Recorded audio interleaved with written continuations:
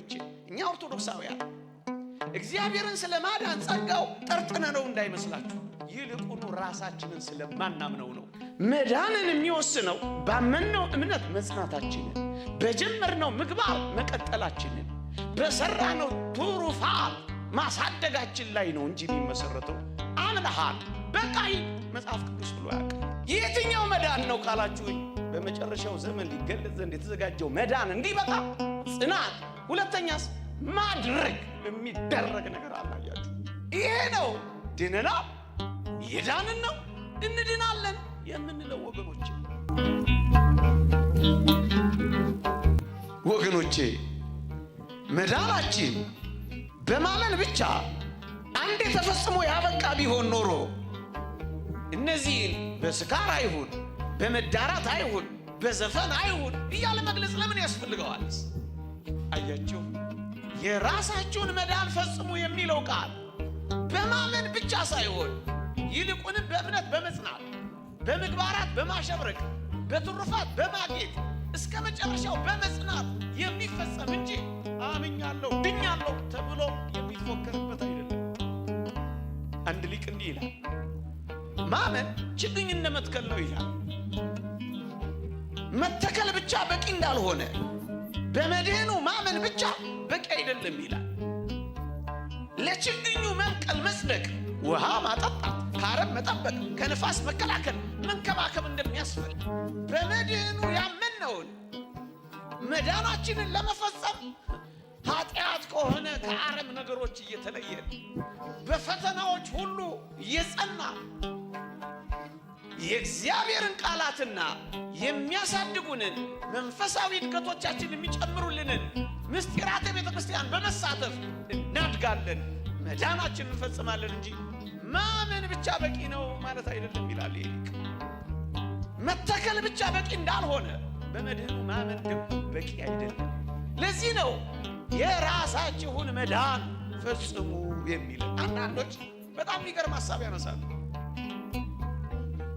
በጣም የሚደንቀው ቅድም እንዳልኳችሁ አንዴ ያመንነው ለዘላለም ልንድን ነው ይላሉ።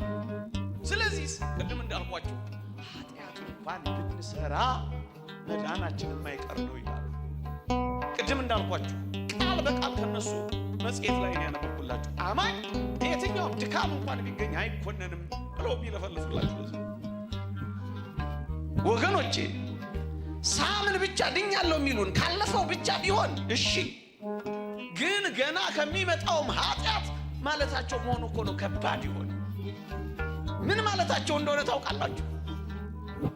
ድኛለሁ መንግሥተ ሰማያትን እንደምወርስ አምናለሁ የሚሉን ከሆነ ወይም አረጋግጫለሁ የሚሉን ከሆነ ኃጢአት እንደማልሰራ እርግጠኛ ነኝ እያሉ ነው። ይሄ ደግሞ እንዴት ውሸታምነት! ደግሞስ ምን እያሉን ነው? ኃጢአት ብሰራ እንኳን ንስሐ እንደምገባ አልጠራጠርም ማለታቸው ነው። ይሄ ደግሞ እንዴት ያለ እርግጠኝነት ነው!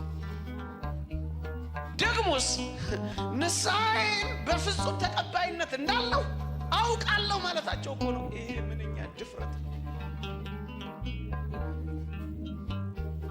አማኞች ሆነው በመጽሐፍ ቅዱስ እንዴት እንደተባሉ የቅዱሳት መጻሕፍትና ኃይለ ቃላት ተመልከቱ። ሞተኝ ከወገናችንም ያሉት ፍሬ ቢሶች ሆነው እንዳይቀሩ ይላል። ፍሬ ቢሶች ሆነው እንዳይቀሩ የግድ ስለሚያስፈልገው በመልካም ሥራ ስለመጽናት ይማሩ ይልላቸዋል። ከወገናችንም ያሉት ማለት አማኞች ጭምር ፍሬ ቢሶች ሆነው እንዳይቀሩ የሚለው ፍሬ ቢስ ሆነው ገለባ ሆነው ወደ እሳት ሊጣሉ እንደሚችሉ አይናገርም? ሁለተኛስ ፍርድ ከእግዚአብሔር ቤት ተነስቶ ይጀምራል ማለቱ ከአማኞች ወገን ፍርድና ቁጣ እንደሚመጣ የእግዚአብሔር ቃል አያሳይምን? ታዲያስ እንዴት ነው አንድ ሰው ወደፊትም ከሚመጣው ኃጢአት ድኛለሁ ብሎ ሊያውጅ የሚችለው? ወገኖቼ እኛ ኦርቶዶክሳውያን እግዚአብሔርን ስለማዳን ጸጋው ጠርጥነነው እንዳይመስላችሁ ይልቁኑ ራሳችንን ስለማናምነው ነው። አንዳንዶች እግዚአብሔርን ማናምን አድርገው ራሳችንን ነው ማናምነው። ወገኖች ይርጋለም ይኑር አይኑር አላውቅም። አዲስ አበባ ኮንዶሚኒየም የሚባል መኖሪያ ቤት በመንግስት ይገነባል። እስኪ ልጠይቃችሁ መንግስት ኮንዶሚኒየም ገነባ ማለት ሁላችንም ኮንዶሚኒየም ውስጥ እንገባለን ማለት ነው? አይደለም እንዴ! በፍጹም አይደለም። መጀመሪያ ይመዘገባል፣ ከዚያ ይቆጥባል፣ ሳያቋርጥ ይተጋል፣ ከዚያ ደግሞ ማጠናቀቂያ ስራ በራሱ ይሰራል። እነዚህን ሁሉ ሂደቶች ያልፋል እንጂ መንግስት ኮንዶሚኒየም ገነባ ማለት ሁላችንም እንገባለን ማለት አይደለም። በፍጹም አይደለም። ዋጋ መክፈል፣ መሳተፍ ያስፈልጋል። ለዚህ ነው የራሳችሁን መዳን ፈጽሙ የሚለን የእግዚአብሔር ቃል።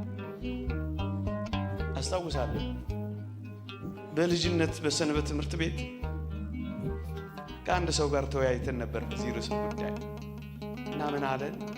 ድኛለሁ፣ ጸድቄያለሁ፣ መንግሥተ ሰማያት ገብቻለሁ አይነት ነገሮች አወራለን። ኋላ አንድ ጩልሌ ሰንበት ተማሪ ነበር፣ ጥያቄ ጠየቀው። ምን አለው? ኃጢአት ትሰራለህ አለው። አዎ እሰራለሁ። እሱም በደል ትበድላለህ? አዎ በድላለሁ። እሱም አለ እና እስኪ ስምህን ንገረን በመጽሐፍ ቅዱስ ማን ብለን እንጥራህ አለው። እና ልጁ ምን ብሎ መለሰ? የዳነ ኃጥእ እባላለሁ ብሎ አስተዋወቀ። እግዚአብሔር ያሳያቸው። በዚህ ድኛለሁ፣ በዚህ ኃጢአት። እንደነዚህ ላሉት ሰዎች እግዚአብሔር ከመንግሥተ ሰማያትና ከገሃነመ እሳት ትንሽ ቀልቀል አድርጎ ለዳኑ ኃጥኦች ሊያዘጋጅላቸው ይገባል ማለት ነው። እየሰማችሁ ነው። 2-3 የእግዚአብሔርን ቃላት ላንብብላችሁና ትምህርቴን ልጠቅልለው። እየገባችሁ ነው? እየተረዳችሁ ነው? በጣም ጥሩ። ይኸውላችሁ መጽሐፍ ቅዱስ በግልጽ እንዲህ ይላል በማቴዎስ ወንጌል ምዕራፍ 24 ላይ እስከ መጨረሻው የሚጸና እርሱ ይድናል የሚል ቃል አለ። ልብ በሉ። እስከ መጨረሻው የሚጸና እርሱ ነው የሚድነው ይላል። አያችሁ፣ መዳናችን በማመናችን ብቻ ነው ያሉት። በማመናችን ብቻ ሳይሆን የሚወሰነው መዳናችን የሚወሰነው በመጽናታችን። አያችሁ፣ መዳንን የሚወስነው ባመንነው እምነት መጽናታችንን፣ በጀመርነው ምግባር መቀጠላችንን፣ በሰራነው ትሩፋት ማሳደጋችን ላይ ነው እንጂ የሚመሰረተው አምነሃል በቃ መጽሐፍ ቅዱስ ብሎ ያውቃል። ያመኑትን ሁሉ ምን እንደሚላቸው አላያቸው? ንስሐ ግቡ፣ በጌታችን በመድኃኒታችን በኢየሱስ ክርስቶስ ስም ተጠመቁ የሚላቸው ለምን ይመስላችኋል? ማመን ብቻ በቂ ስላልነበረ። አያችሁ፣ እስከ መጨረሻው የሚጸና እርሱ ይድናል የሚለው መዳን በጸጋው ብቻ አንዴ ተፈጽሞ ያበቃ ቢሆን ኖሮ ይድናል እያለ ገና የወደፊት መዳን ለምን ይፈጽማል? ለምን ይናገራል ካላችሁ ቅድም እንዳልኳችሁ ነው። የምንፈጽመው ሊገለጥ የተዘጋጀ በመጨረሻው ዘመን የሚሰጠን መዳን አለ። እሱም ነው እስከ መጨረሻው የሚጸና ነው የሚድነው። አያችሁ፣ መዳናችንን የሚወስነው ጽናታችን እንጂ ማመናችን ብቻ አይደለም። ማመናችን ለዚህ ሁሉ ግን መሰረት ነው። የሚጸና እርሱ ይድናል የሚለው ጽናትን የሚያመለክት ነው። ለዚህ ነው ፓትርያርክ ፖፕ ሽኖዳ ሳሊቬሽን ኦፍ ሳሊቬሽን ኢን ኤ ሞመንት የሚል አንድ መጽሐፍ አላቸው። እዛች መጽሐፍ ላይ አስደናቂ ቃል ተናግረዋል። ምን ይላሉ? መዳን የህይወታችን ሙሉ ታሪክ ውጤት እንጂ ስናምን በቅጽበት የምንፈጽመው አይደለም ብለው የተናገሩት ሳሊቬሽን ኢዝ ዘ ስቶሪ ኦፍ ዘ ሆል ላይፍ፣ የህይወታችን ሙሉ ታሪክ ውጤት ነው። እሱን ነው እስከ መጨረሻው የሚጸና እርሱ ይድናል ብሎ ያስቀመጠው። ይህንን መጽሐፍ ቅዱሳዊ ቃል ሰማዕቱ ቅዱስ ቆጵርያኖስ ሴንት ሲፕሪያን እንዲህ ብሎ ተርጉሞታል። ልብ ብላችሁ ስሙ። አሁን ያልኳችሁን እስከ መጨረሻው የሚጸና እርሱ ይድናል የሚለው ቅዱስ ቆጵርያኖስ ሴንት ሲፕሪያን ምን ብሎ ተርጉሞታል መሰላችሁ? እስከ መጨረሻው የሚጸና ግን እርሱ ይድናል ተብሏል። ስለሆነም ከዚህ ፍጻሜ በፊት ያለ ማናቸውም ነገር ቢሆን ወደ መዳን ፍጻሜና ጫፍ የምንወጣጣበት መሰላል ደረጃ ብቻ ነው እንጂ የመውጣትንና ሙሉ ውጤት ያገኘንበት ከጫፍ የደረስንበት የመጨረሻ ነጥብ አይደለም ይላል። ከመጨረሻው በጽናት ምክንያት ከሚገኘው ከመጨረሻው በፊት ያለ ማናቸውም ነገር የመወጣጫ መሰላሎችና ደረጃዎች ናቸው እንጂ ጫፍ የደረስንበት ነገር አይደለም ይላል። ስለዚህ የራሳችሁን መዳን ፈጽሙ። እስከ መቼ? እስክትሞቱ ድረስ ነው። እስክትሞቱ ድረስ ነው። የሰው ልጅ የህይወት ጉዞ ቀጣይነት ያለው የተጋድሎ ጉዞ ነው። በድህነት መንገድ የምንጓዘው እስከ መጨረሻው ህቅታ ነው። ድህነት ከልደት እስከ ነፍስ ህቅታ በትጋት ጠብቀን የምንፈጽመው ነው። ድህነታችንን ለመፈጸም ወደ ዘላለማዊ ህይወት በሚወስደው መንገድ ዕለት ዕለት እንመላለሳለና ይሄ ነው ድነና የዳንን ነው እንድናለን የምንለው ወገኖች። ይሄንን ነው የምንለው። አንድ ሌላ እግዚአብሔር ቃል አንሳላችሁ መጠቅለያም እንዲሆነ ንዑድ ክቡር የሚሆን ሐዋርያ ጳውሎስ ደቀ መዝሙሩን ጢሞቴዎስን እንዲህ ብሎ መክሮታል። አንደኛ ጢሞቴዎስ ምዕራፍ 4 ቁጥር 16 ላይ እንዲህ ይላል፣ ለራስህና ለትምህርት ተጠንቀቅ፣ በእነዚህም ጽና፣ ይህን ብታደርግ ራስህንም የሚሰሙህንም ታድናለህ ይላል። ልብ በሉ፣ ጢሞቴዎስ እኮ የቅዱስ ጳውሎስ ደቀ መዝሙር ነው። ጳጳስ አድርጎ ሾሞታል። እሳትን እንደሚያቀጣጥል እጆቼን በመጫኔ በአንተ ውስጥ ያለውን ጸጋ ብሎታል፣ ሾሞታል። ከዚህ ሁሉ በኋላ ምን እንደሚለው ታውቃላችሁ? በእነዚህም ጽና፣ ይህን ብታደርግ ነው የሚለው።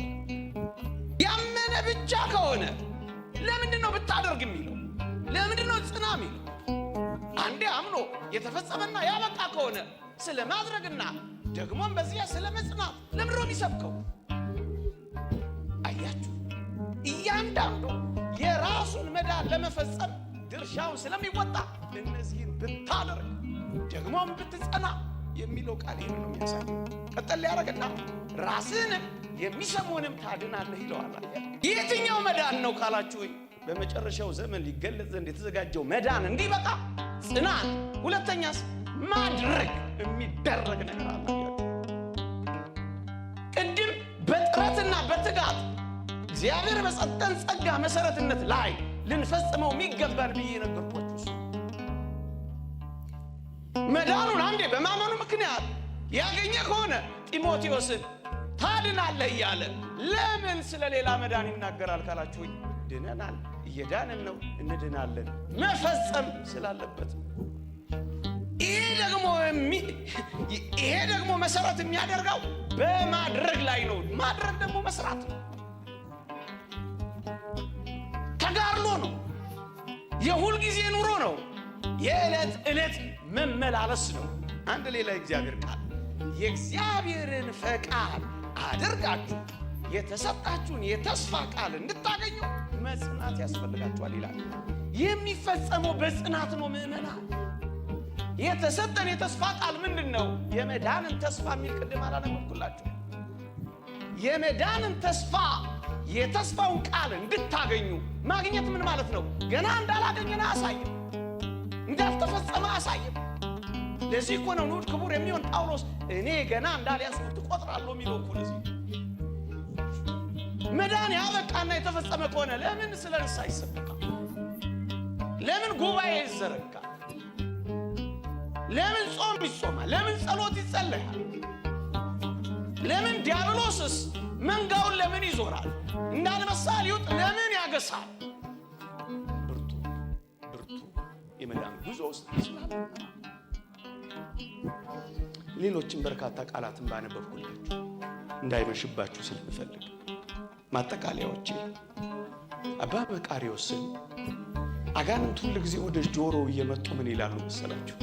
መቃርዮስ ሆይ ጸድቀሃል እኮ፣ መቃሪ ሆይ ድነሃል እኮ ይሉታል። አባ መቃርዮስ ሁል ጊዜ እንዲህ ይላቸዋል፣ ገና ነኝ ይላቸዋል። ወገኖቼ ገና ነኝ፣ ገና እንዳልያዝኩት የሚለው የቅዱስ ጳውሎስን ቃል ተመልከቱ። መላእክት ታጅበዋል። በከበረች ሞቱ ጊዜ ወደ ሰማይ የዘመሩ ሲወስዷት ያኔ ነው አባ መቃርዮስ ሴጣን ሆይ አሁን ገና ጸድቄያለሁ ያለው። ቆመሃል፣ ትውደቅ፣ ትነሳ፣ ትንገዳገድ፣ ትጽና፣ አላወቅም። ታዲያ እንዴት ነው አብቅቻለሁ የምትለው? ገና ነኝ በለው። ምክንያቱም ሳትፈጽመው እንዴት ትፈጽመዋለህ? ዙሩ ሳያልቅ አቋርጠህ ይሁን ፈጽመህ ይሁን በምን ይታወቃል? ለዚህ ነው መጽሐፍ ቅዱስ ይሄንን የሚያትተው። እንደና አባ አርሳንዮስ ሁል ጊዜ በጸሎቱ ምን እንደነበር ታውቃላችሁ? ጌታ ሆይ እንባውን እያፈሰሰ እግሩ ስር ያለውን ሰሌን በእንባው እያራሰ ሁል ጊዜ ጸሎቱ ምን እንደነበር ታውቃላችሁ? ጌታ ሆይ እንድጀምር እርዳኝ ይል ነበር። ሳይጀምሩ እንደጨረሱ ካሉት እግዚአብሔር ይጠብቀን። ጌታ ሆይ ሁል ጊዜ ጸሎታችን እባክህን አስጀምረን ይሁን። ጀማሪ ሳለን ደርሻለሁ ከማለት ጌታ ሆይ ሰውረኝ እንበለው። ይሄ እንዴት ያለ ትዕቢት ነው ወገኖች!